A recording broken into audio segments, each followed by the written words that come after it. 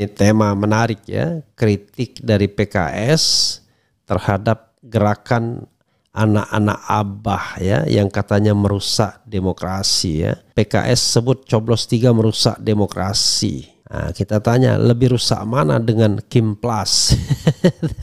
Jadi dia gerakan merusak demokrasi, dia ikut ambil bagian ya. Kita bacakan dan kemudian nanti kita akan bahas ya di mana merusak demokrasinya. Oke, sahabat era sekalian, PKS sebut gerakan anak abah coblos 3 paslon merusak demokrasi. Oke, kita coba lihat ya. Republik Merdeka, munculnya isu gerakan anak abah tusuk 3 pasangan calon di pemilihan kepala daerah Pilkada Jakarta disorot Sekretaris Majelis Pertimbangan Wilayah PKS Jakarta Muhammad Taufik Zulkifli. Anak abah sendiri sebutan bagi pendukung mantan Gubernur Jakarta Anies Baswedan. Sebutan itu ramai digunakan di media sosial khususnya pada Pilpres 2024. Menurutnya, meskipun gerakan ini terlihat gagah dan seolah-olah membawa aspirasi rakyat, dampaknya justru dapat merusak sistem demokrasi. Bahasanya nggak begitu dong. Menurutnya, meskipun gerakan ini terlihat gagah ya dan seolah-olah membawa aspirasi rakyat, tetapi ya misalnya kan, tetapi ternyata di dalamnya kropos begitu. Dampaknya justru ini akan merusak sistem demokrasi. Paslon yang terpilih jadi tidak legitimate dan pembangunan Jakarta akan tersendat. Nggak ada kaitannya, kata Taufik kepada RM Oil di Jakarta Selasa. Taufik Zulkifli yang kembali dilantik menjadi anggota Dewan Kebon Siri, ya, mendorong masyarakat untuk lebih fokus pada perbaikan regulasi pemilu daripada mendukung langkah-langkah yang merusak proses demokrasi. Nanti kita bahas ya. Lebih baik berjuang untuk perbaiki undang-undang pemilu, sambung Taufik Zulkifli. Masih kata dia, reformasi undang-undang akan menjadi solusi jangka panjang untuk memastikan demokrasi berjalan dengan baik dan menghasilkan pemimpin yang sesuai kehendak rakyat, bukan melalui gerakan yang berpotensi menimbulkan ketidakstabilan politik, pungkasnya. Ya, saudara sekalian, kalau mau jujur ya saya mau ngakak mendengar statement seperti ini ya. Ini kita, aduh, oke, coba kita garis bawahi satu-satu ya apa yang dia katakan ya. Katanya gerakan ini akan merusak demokrasi, sistem demokrasi ya. Sekarang saya tanya ya, merusak mana dengan fenomena Kim Plus di mana PKS ikut di dalamnya. Yang merusak demokrasi itu Kim Plus ya. Demokrasi apa yang dirusak? Demokrasi elektoral. Jadi demokrasi elektoral kita sudah dibuat di dalam Undang-Undang Dasar 1945. Dalam konteks pemilihan kepala daerah, gubernur, bupati, wali kota dipilih secara demokratis. Oke? Kalau kita kembali pada makna demos dan kratos, demos itu rakyat, kratos itu pemerintahan, maka artinya pemerintahan oleh rakyat atau kedaulatan oleh rakyat.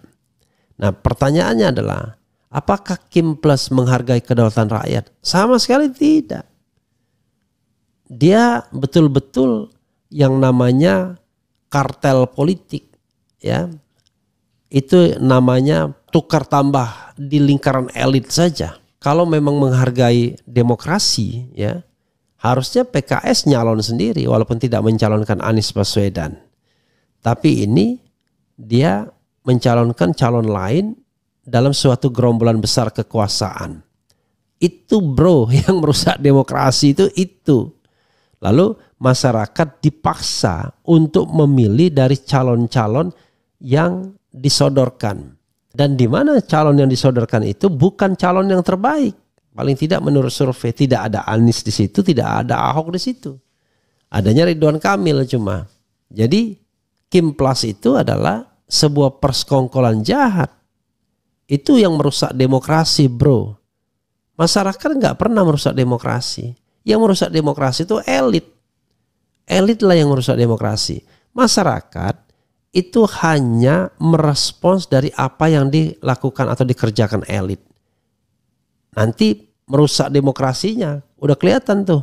Pakai money politics, pakai bansos. Itu yang merusak demokrasi. Jadi masyarakat itu bereaksi tergantung dari elitnya. Ada reaksinya positif, ada reaksinya negatif. Reaksi yang positif itu apa? Misalnya golput.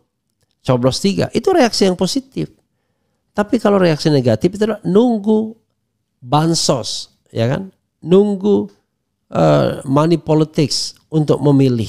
Itu justru yang merusak demokrasi.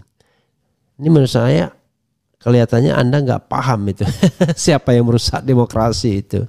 Justru yang merusak demokrasi itu adalah orang yang tidak memilih dengan ideologi, orang yang tidak memilih dengan value, orang yang memilih dengan money politics, orang yang memilih dengan menunggu serangan bansos. Itu merusak demokrasi.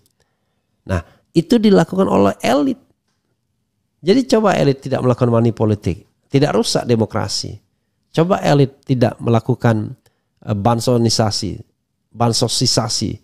tidak rusak demokrasi. Dan yang paling penting adalah coba kalau Kim Plus tidak ngambil semua partai politik, nggak rusak demokrasi. Nah, sekarang pertanyaannya adalah mungkin Anda akan menyalahkan regulasi. Kalau regulasinya masih 20%, benar bro, ya, merusak. Kita harus berjuang untuk perbaikan regulasi. Kalau masih 20%, lah ini sudah ada putusan MK yang menyatakan 7,5%, dan semua partai politik, hampir semua partai politik di DKI bisa mencalonkan. 8 partai politik langsung bisa mencalonkan. Demokrat ada tambahan sedikit untuk 7,5%. Yang nggak bisa mencalonkan cuma 2 saja, yaitu Perindo dan P3. Bahkan putusan MK itu sesungguhnya menguntungkan juga partai-partai yang tidak memiliki kursi, karena dia bisa ikut kumpul 7,5% tersebut dengan kedudukan yang sama rasa, sama rata. Karena basisnya hanya suara saja, tidak ada lagi kursi. Jadi mau dia kursi, mau tidak kursi, yang jelas 7,5%. Lalu apalagi regulasi yang Anda ingin katakan perbaiki? Ya kan. Jadi sahabat RS sekalian, ini sebuah pernyataan yang absurd, ya. Jadi sekali lagi, yang merusak demokrasi itu adalah Kim Plus, elit, kartel politik, dan money politics atau bansosisasi.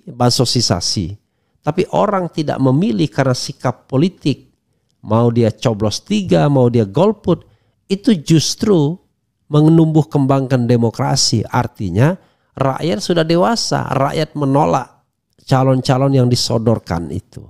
Begitu ya cara berpikirnya. Lalu soal regulasi, nggak ada lagi hambatan regulasi. Come on, jangan kemudian bicara regulasi lagi. Karena 7,5% itu bisa membuat PKS bisa mencalonkan calonnya sendiri. Tidak perlu kemudian gabung-gabung dalam kartel politik bernama Kim Plus yang membuat rakyat tidak bisa memilih calon yang lain, calon yang diinginkan. Ini kan dibilang, ya, masih kata dia, reformasi undang-undang akan menjadi solusi jangka panjang untuk memastikan demokrasi berjalan dengan baik dan menghasilkan pemimpin yang sesuai kehendak rakyat. Kalau 20% iya, tapi ini 7,5% bro. Sudah bisa PKS mencalonkan, sudah bisa semua partai itu mencalonkan. Yang nggak bisa itu cuman Perindo dan P3 saja. Lalu Demokrat tidak bisa karena kurang sedikit. Tapi kurang sedikit gandeng satu partai, Perindo atau P3 cukup juga. Jadi tidak ada alasan lagi setelah adanya putusan MK.